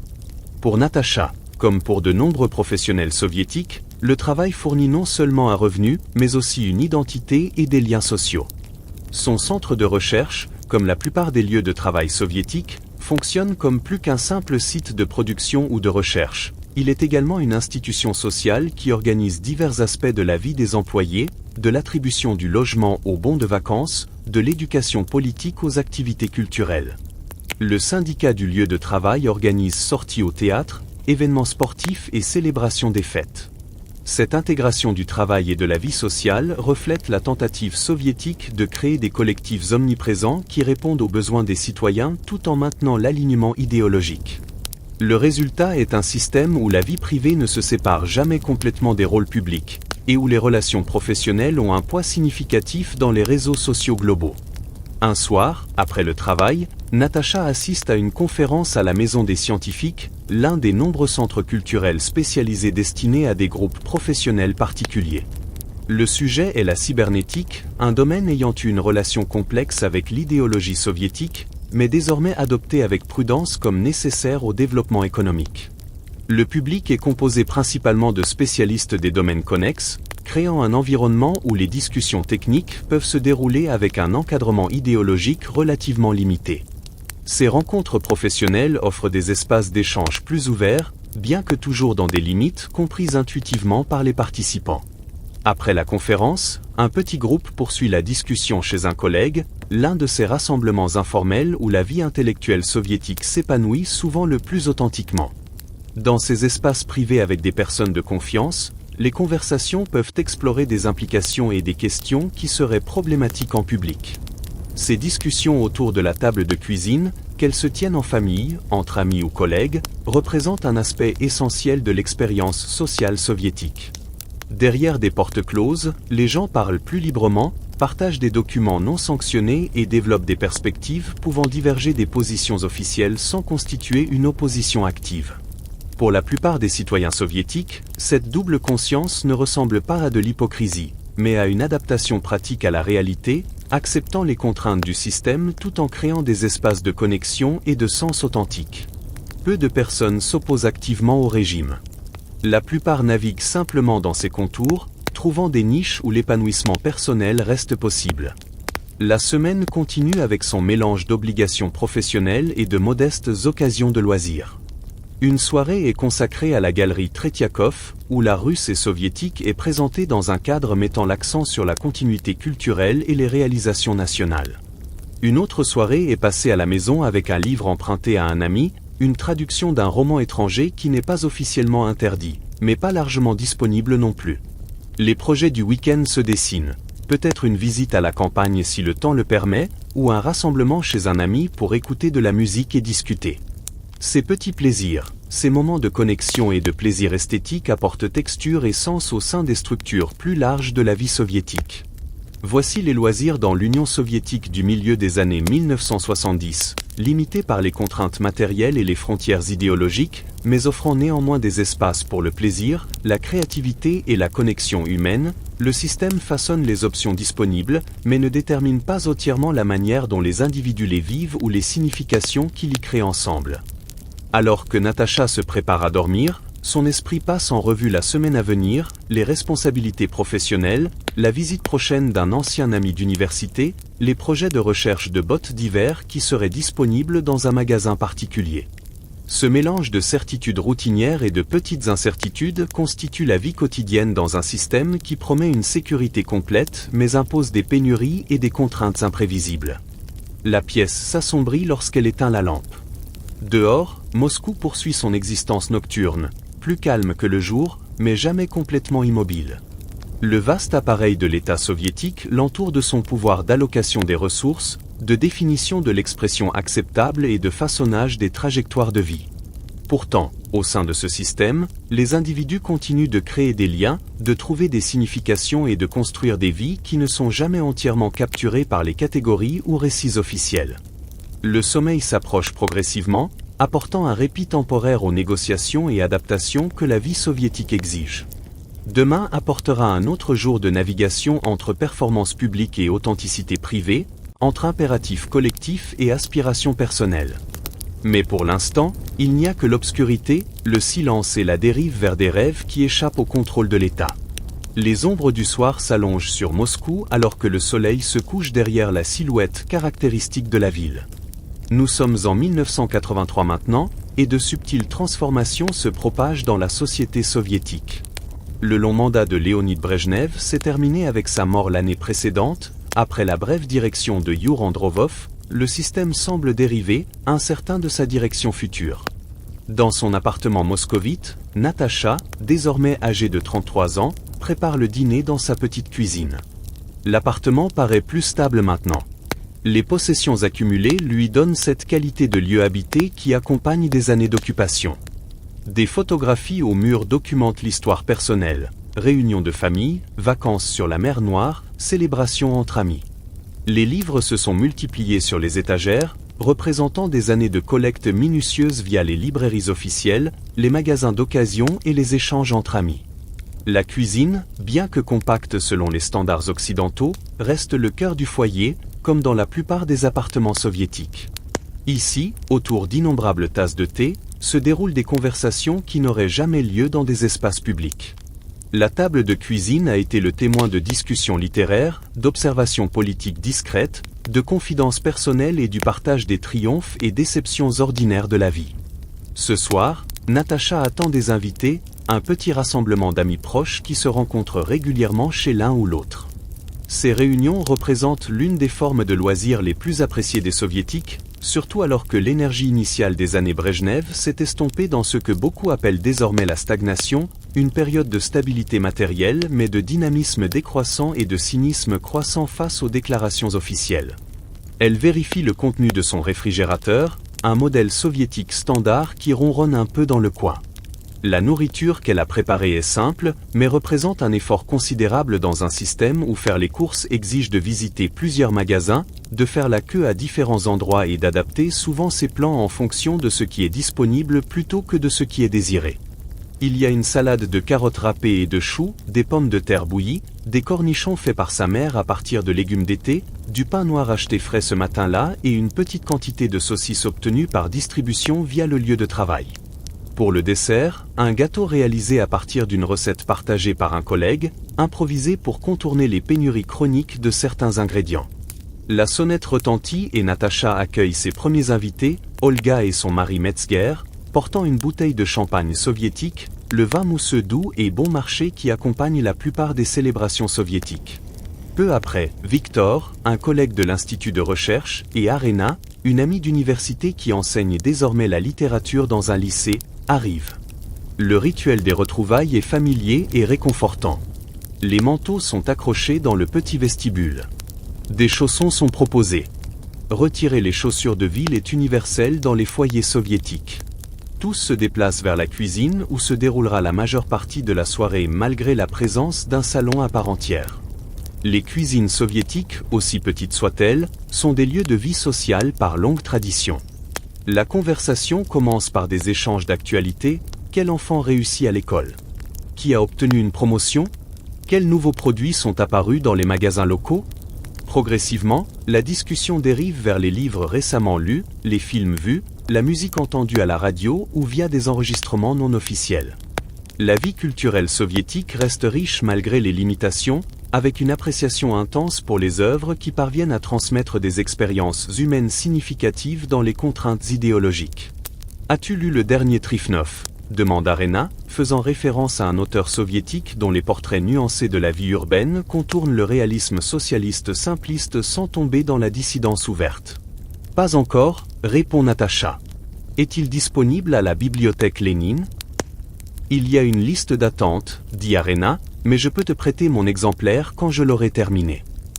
Ce partage de livres, qu'il s'agisse d'œuvres officiellement publiées mais difficiles à trouver en raison de tirages limités, ou de documents circulant officieusement depuis l'étranger ou par des auteurs soviétiques non publiés, crée des réseaux de lecture qui complètent le système de distribution officiel. Au fil de la soirée, la conversation s'approfondit, abordant des sujets que l'on traiterait avec plus de prudence en public, sans constituer une opposition politique directe. Peu de citoyens soviétiques ordinaires s'y risquent, mais des évaluations plus honnêtes de la réalité quotidienne émergent, avec une reconnaissance discrète de l'écart entre les promesses officielles et les expériences vécues. Mon département n'a pas reçu de nouvel équipement depuis 3 ans, note Victor. Nous sommes censés développer des technologies de pointe avec des machines des années 60. Les autres acquiescent. Les difficultés croissantes de l'économie soviétique sont visibles dans les lieux de travail à travers le pays, bien que les médias officiels continuent de rapporter des plans réalisés et le progrès du socialisme. Ce décalage entre la rhétorique et la réalité est devenu une caractéristique déterminante de la vie soviétique tardive, créant une société où la plupart des gens participent aux rituels officiels tout en gardant des réserves privées. La télévision joue doucement en arrière-plan. Le journal télévisé VMIA, avec son format prévisible d'activités du leadership, d'accomplissements industriels et de rapports critiques sur les sociétés occidentales, ne retient guère l'attention. La télévision dans les foyers soviétiques sert souvent de toile de fond plutôt que de centre d'intérêt, sauf pour des programmes ou films particulièrement populaires. Après le dîner, il se déplace dans le salon où le précieux magnétophone de Natacha, acquis après de grands efforts et dépenses, leur permet d'écouter de la musique allant des enregistrements soviétiques officiels aux albums occidentaux dupliqués officieusement. La qualité sonore est médiocre, mais le contenu offre un lien avec un monde plus large d'expression musicale que ce que la radio d'État propose habituellement. La soirée se déroule à un rythme paisible, sans besoin de vérifier l'heure ni de se presser. Les transports publics fonctionnent jusqu'à minuit à Moscou, et ces rassemblements d'amis représentent une source trop importante de connexions et d'échanges authentiques pour être interrompus par l'heure. La conversation se tourne vers les enfants. Olga et Metzger en ont 2 maintenant à l'école primaire et discutent des complexités de leur éducation dans le système soviétique. Les parents naviguent entre le désir que leurs enfants s'intègrent et profitent des opportunités offertes par la participation réussie à des structures officielles comme les pionniers et les komsomols, et le souhait d'inculquer des valeurs pouvant parfois entrer en conflit avec le message officiel. Sacha est revenu en récitant que l'Amérique veut la guerre et que l'Union soviétique veut la paix. Olga dit de son fils de 8 ans, « J'ai essayé de lui expliquer que les gens ordinaires, partout, veulent essentiellement la même chose. » Cet équilibre délicat, apprendre aux enfants à naviguer dans le système sans en être complètement défini, occupe de nombreux parents soviétiques de cette génération. Eux-mêmes élevés avec moins d'ambivalence envers les récits officiels, ils sont désormais plus conscients de leurs limites. Au fil de la soirée, la conversation se tourne vers des questions pratiques. Stratégie pour obtenir des biens rares, informations sur les magasins ayant reçu des livraisons d'articles nécessaires, conseils pour naviguer dans les procédures bureaucratiques pour tout, des permis de voyage internes aux réparations d'appartements. Ces connaissances pratiques, partagées par des réseaux personnels, sont essentielles pour réussir à se déplacer dans le système soviétique. Les canaux officiels fournissent des informations limitées et souvent peu fiables, tandis que les relations personnelles offrent à la fois une aide pratique et un soutien émotionnel face aux frustrations du système. Vers 23 heures, le rassemblement commence à se disperser. Les amis se quittent avec des embrassades chaleureuses et des projets pour la prochaine rencontre, peut-être chez Olga et Metzger le mois prochain.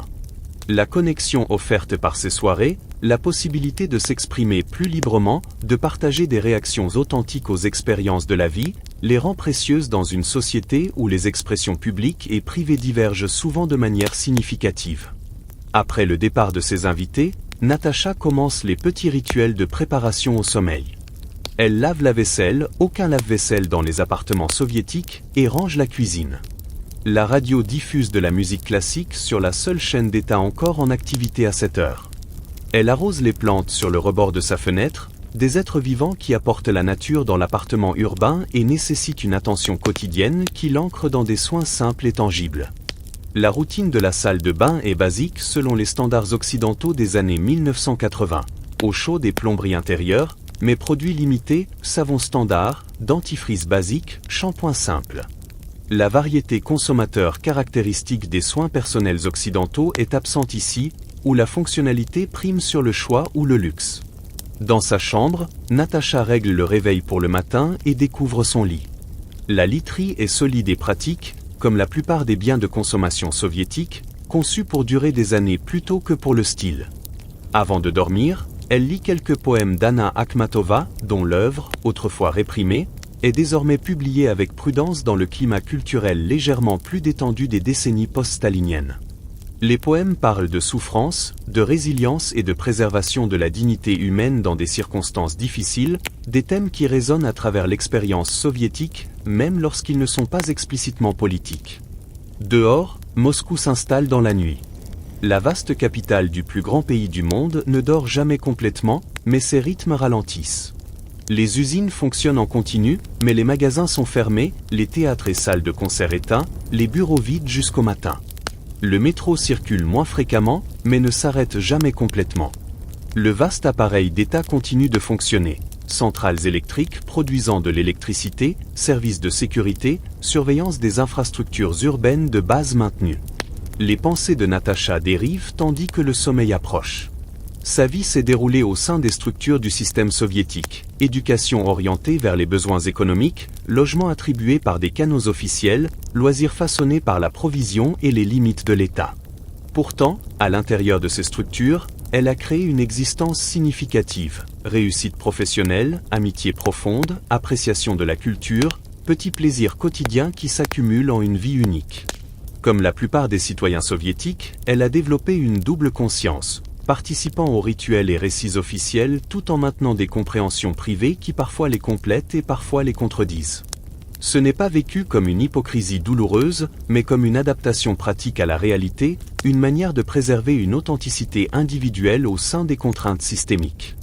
À mesure que le sommeil se rapproche, ses pensées deviennent plus fragmentaires, oscillant entre souvenirs, préoccupations actuelles et projets vagues pour les jours à venir. Le rythme de la vie soviétique est prévisible dans ses grandes lignes. Travail, tâches domestiques, réunions sociales, fêtes officielles marquant l'année. Dans cette prévisibilité, de petites variations et des significations personnelles créent texture et importance. Ce qu'elle ne sait pas, alors qu'elle s'endort en 1983, c'est que le système qui l'entoure, solide et permanent malgré ses inefficacités et contraintes, n'aura pas plus d'une décennie devant lui. L'Union soviétique, qui a façonné chaque aspect de sa vie, de l'éducation au logement en passant par la nourriture sur sa table, disparaîtra avant la fin des années 1980. Les signes de tension sont visibles. Stagnation économique, retard technologique par rapport à l'Ouest, cynisme croissant envers les déclarations officielles. Mais peu imaginent une transformation complète plutôt qu'une réforme progressive. Le vocabulaire pour ce qui pourrait remplacer le système soviétique n'existe pas encore dans le discours courant. Les possibilités restent inexprimées, sauf dans les cercles dissidents, éloignés de l'expérience dominante. Pour l'instant, il n'y a que cet appartement, ce soir. Cette transition graduelle de l'éveil au sommeil, tandis que l'immense pays continue d'exister, s'étendant sur 11 fuseaux horaires et englobant des centaines de groupes ethniques structurés par un système politique qui a duré près de 7 décennies. À l'intérieur, une seule citoyenne conclut sa journée, une vie parmi des millions façonnée par ce vaste expériment d'une alternative au capitalisme avec tous ses succès et ses échecs. Quelques années plus tard, en 1985, un nouveau dirigeant nommé Mikhaïl Gorbatchev accédera au pouvoir, introduisant des concepts comme la glasnost, ouverture et perestroïka, qui libéreront des forces au-delà de son contrôle. Les structures rigides de la vie soviétique commenceront à se relâcher, créant à la fois de nouvelles possibilités et de nouvelles incertitudes. Pour des citoyens ordinaires comme Natacha, ces changements apporteront un mélange complexe d'opportunités et de défis. Une plus grande liberté d'expression et l'accès à des informations auparavant restreintes élargiront les horizons. Les réformes économiques créeront des possibilités d'initiative et d'entrepreneuriat, accompagnées d'inflation et d'instabilité. Les garanties solides du système soviétique, emploi assuré, prix stable, accès prévisible mais limité à la consommation, céderont la place aux dynamiques volatiles de marché encore en formation. Certains s'adapteront rapidement à ces nouvelles conditions, trouvant leur place dans le système émerge. D'autres auront du mal face à la dissolution de structures qui, malgré leurs limites, offraient sécurité et prévisibilité. La plupart vivront une combinaison de libération et de perte alors que le monde qu'ils connaissent depuis toujours se transforme autour d'eux. Mais tout cela appartient à un futur inimaginable. Alors que Natacha glisse vers le sommeil, cette nuit moscovite de 1983, ses pensées ralentissent, sa respiration s'approfondit, et les expériences de la journée se dissolvent progressivement dans le paysage imminent des rêves. Les petits sons de l'appartement, le bourdonnement du réfrigérateur, le craquement occasionnel de l'immeuble qui se tasse, le murmure lointain d'une radio de voisin créent un fond acoustique familier pour cette transition de l'éveil au sommeil. Ces sons ordinaires, ces modestes conforts du foyer existent au sein d'un système englobant tout, des arsenaux nucléaires à l'exploration spatiale, de la production industrielle aux déclarations idéologiques. C'est le paradoxe de l'existence individuelle dans des structures politiques vastes. L'expérience personnelle demeure intime et spécifique, même lorsqu'elle est façonnée par des forces opérant à l'échelle nationale et mondiale. Le sommeil de Natacha, comme sa vie éveillée, se déroule dans des contextes.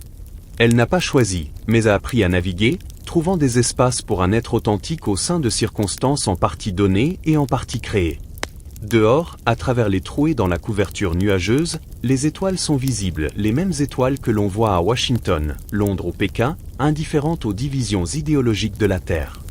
À l'intérieur, une citoyenne de l'Union soviétique achève sa journée comme des millions d'autres à travers le pays, chacune avec ses rêves et préoccupations uniques, ses joies et ses peines personnelles qui transcendent les catégories politiques, même si elles en sont influencées.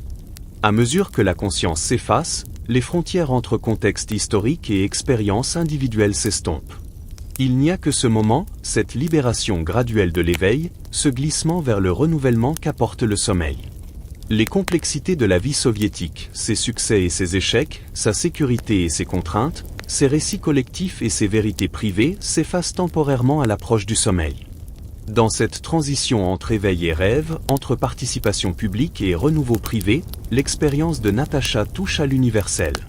Au-delà des systèmes et des idéologies, au-delà des structures spécifiques de la vie soviétique ou de ses alternatives, il reste le cycle humain fondamental d'activité et de repos, d'engagement et de retrait, le monde social et l'espace intime du sommeil. Et tandis que sa respiration s'approfondit et que ses pensées se dispersent comme des feuilles dans un vent léger, elle franchit la frontière entre spécificité historique et expérience humaine partagée de l'abandon au sommeil. La citoyenne soviétique devient simplement une personne endormie, participant à cette expérience universelle partagée par tous les humains. Indépendamment des systèmes qui l'habitent ou des idéologies qu'ils adoptent ou rejettent, la nuit s'approfondit.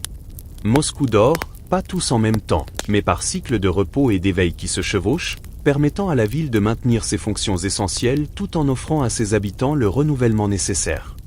Demain apportera un autre jour de navigation à travers les structures et les possibilités de la fin de l'ère soviétique. Mais pour l'instant, il n'y a que l'obscurité, le calme et le voyage humain universel vers le sommeil. Et sur cette note, fermez les yeux et laissez-vous glisser dans le sommeil.